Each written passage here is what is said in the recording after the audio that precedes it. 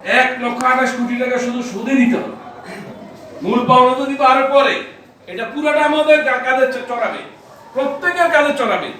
এই সকল কিছুকে যদি আপনারা সঠিকভাবে মোকাবেলা করতে হয়, আপনাদেরকে প্রস্তুতি নিতে হবে। আরেকটা কথা হলো, নেতৃত্বের জন্য, সংগঠনের জন্য অবিডিয়েন্সি, ইত্তেবা, আনুগত্য অন্যতম শর্ত।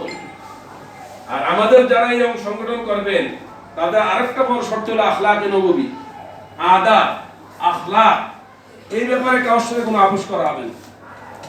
যতক্ষণ পর্যন্ত আমাদের চেতনা থাকবে, দল থাকবে, এই দলের কর্মী যেই হন, অঙ্গ সংগঠনের আর মূল হন, আখলাকে নববীর ব্যাপার তার সাথে কোনো আপোষ নেই। আর যে কথা বললাম, আপনারা সবাই বলছেন এই যে আমাদের ফেসবুক আর এই মোবাইল, এই ফিতনা আর জরুরত তো তাকাদ্দারু বিকদরি জরুরত, এটাকে এমন অবস্থা বানাইছে যে ভাত না খাইলেও চলবে, না ঘুমাইলেও চলবে, কিন্তু এটা ছাড়া চলবে না। আর এটা একবারে খেতার তলে বসে বসে করতে তো খুব সহজ। রাজপথে একটু গামটা জ্বলাই দেখেন কেমন লাগে, কত মানে কত চাপ। এই জন্য সত্যিকার অর্থে যেভাবে তাদেরকে লেখাপড়ায় প্রস্তুতি নিতে হবে, যে আজকাল তো মনে করেন হাফেজে হেদায় আসতেছে, হেদায় কিতাব শুনাই দিবেন আপনার হেফজ করে, কি দিয়ে মোকাবেলা করবেন? আর যে আরবি জানে, এই আরবি তো মনে করেন বাংলাদেশ তো তারা আরো দেশে যাইয়া খেত কামার চালায়, এমন আরবি জানে। এই আরবি দিয়ে চ্যালেঞ্জ মোকাবেলা করা যাবে না।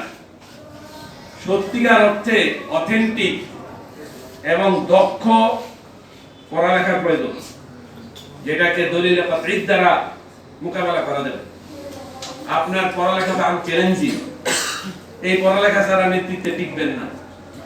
আল্লাহর মেহেরবানিতে এই জমিয়তের সোনালী ইতিহাসের ধারায় এই ছাত্র জমিয়তের যারা নেতৃত্ব দিচ্ছেন মূল, তারা সেই স্বর্ণাক্ষরে তাদের নাম লিখিত থাকবে। তাদের মেধা, তাদের পড়ালেখা আজও দুনিয়াতে আনচ্যালেঞ্জিং।